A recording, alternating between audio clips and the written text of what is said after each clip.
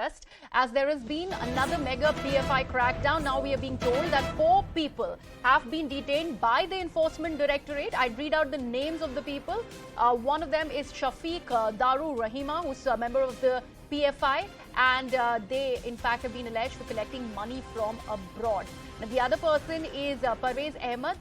He's another member of the PFI, and he is the PFI Delhi president. The third one is Ilyas Ahmed, who is the PFI General Secretary, and the fourth one is Abdul Muqeet, who is the PFI Office Secretary. My colleague Ashish joins me on the broadcast. Ashish, just take us through these arrests that have been made by the ED. So the Enforcement Directorate has registered a fresh PMLA case. That is what we are hearing from our sources in the Enforcement Directorate. And the 3 people who have been picked from Delhi, which includes Mohammad Parvez Ahmed, he is supposed to be the PFI Delhi President, Ilyas Ahmed, who is the PFI Delhi General Secretary, and Abdul Muqeet, he is PFI Office Secretary. These 3 individuals, they have been named in the fresh ECIR, which has been registered by the Enforcement Directorate. Sources reveal in the Enforcement Directorate that they are basically beneficiaries of proceeds of crime, or you can say laundered money, because money that was coming from Gulf, there was inter PFI transactions which were coming from Kerala to Delhi chapter of PFI, and they were basically using this for various anti-national activities. I've been told that these 3 individuals were basically behind, or you can say people involved in the Delhi riots which happened a few years back. So these individuals were basically on the radar of the Enforcement Directorate. Another person who's named Shafiq Daru Rahima. Now this is interesting that this man, PFI, he's a PFI member. He was basically collecting money on the behalf of PFI, and this was basically he was the one who was supposed to garner all the money from the Gulf countries. So this man is something really interesting, Shafiq Daru Rahima. He has been picked up from Calicut. My sources said that by evening the Enforcement Directorate is going to show the technical arrest. Excuse me, all of them have been detained as of now, but by evening we can expect them to be arrested. What my sources tell me, that there is a team of 40 officials from ED who are specially looking at the PFI chapter. They are basically on the ground, and they are working in tandem with various other agencies, which includes Delhi Police, paramilitary forces, NIA, and various other agencies, state agencies. There are certain teams of ED who are assisting NIA, but at the same time, wherever ED has gone independently, they are not being assisted by anyone. They are doing their investigation on their own. As of now, mobile phones, digital evidence, digital devices, incriminating documents, all this has been seized by the Enforcement Directorate. Till now, 23 bank accounts have been attached. That is a story of the past, but this is important because 23 bank accounts of PFI have been attached till now, and 10 bank accounts of Rehab India, which is again a sister organization of PFI, that have also been attached. In totality, over a period of time, at least till 2018 or 2019, in these bank accounts, almost 120 crore rupees of transactions happened. Though the amount attached in, this was around 59 lakh rupees,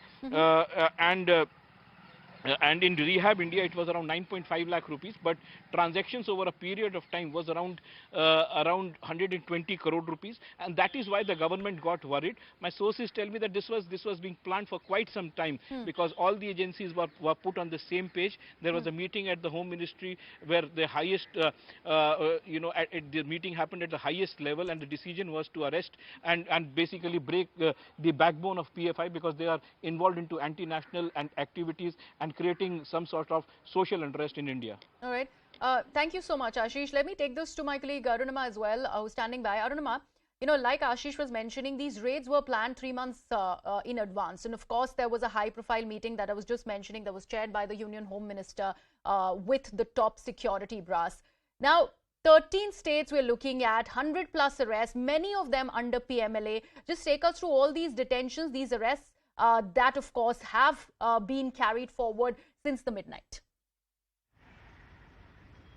So the sequence of events, let me give you what the sequence of event is that we know of. Evidence has been mounting against Popular Front of India for some time now. In several cases that NIA has investigated, be it the killing of RSS activists, Bajrang Dal activists, pushing in anti-India sentiments, in agitations that were being carried out, be it the hijab, or be it cow vigilantism. In all of these, PFI's role has come up. Of course, if you go a little further back in anti-CA and anti-NRC protests also, their role came up repeatedly. So the evidence that NIA was gathering in various cases against PFI was mounting.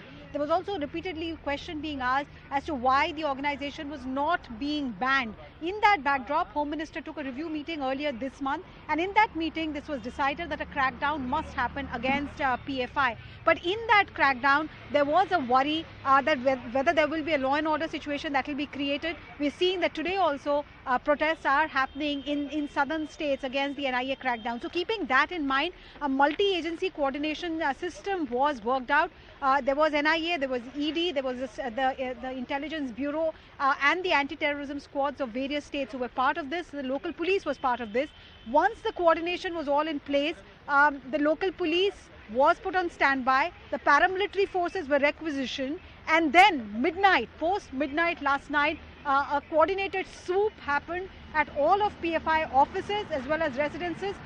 The chairperson of the PFI was arrested in no time. Their office bearers, their zonal level coordinators, 106 of them in all were arrested. There could be more in detention. Now the plan is that the majority of them, about at least 50 to 52 of them, would go into NIA custody because the charge against them is of terror financing. Rest will go into ED custody because the charge against them is of money laundering. And then custodial interrogation would be carried out. Whether this will lead to a ban or not, that is the next step which the Home Minister is reviewing and considering with NIA, DG, Home Secretary and NSA. All right, Arunima, thank you so much for all those details. Now, as Arunima was mentioning, we're looking at a pan-India crackdown of PFI SDPI members. If we actually break it down for our viewers as to how this entire crackdown has happened. Now, this is how it started. In Kerala, we've had 22 arrests so far. 22 members of the PFI SDPI combined have been detained and arrested. Then if we look at Maharashtra, the second big state where there are 20 arrests that have been reported. These are members of the PFI that of course have been nabbed. Then it is Karnataka, 20 arrests here as well. So remember, Kerala and Karnataka is where the PFI is really active. Also Tamil Nadu, you can see 11 of them have been taken into custody. Those detentions have made. Then if you look at Assam, there are 9 people who have been nabbed here in Assam, also in the eastern part. Uttar Pradesh, a BJP ruled state, you'd see 8 people who have been nabbed down in Uttar Pradesh. If we go further, we will take a look at Andhra Pradesh, where there have been 5 detentions so far. 5 people in Andhra Pradesh who have been taken into custody, of course, in the wake of a lot of protests and retaliation as well. Madhya Pradesh, there has been 4 so far. That has happened. Delhi as well, 3. Like Ashish was just mentioning, we just broke that down for our viewers. Rajasthan, there have been 2 detentions and arrests that have taken place. So that happened. Puducherry, if you look at, there has been 2 of those. So this is how this entire crackdown looks like. Remember, this was a midnight crackdown. At about 3:30 a.m. is when this all started, and ever since it has been continuing. There has been ample retaliation also that goes on from various states, also West Bengal.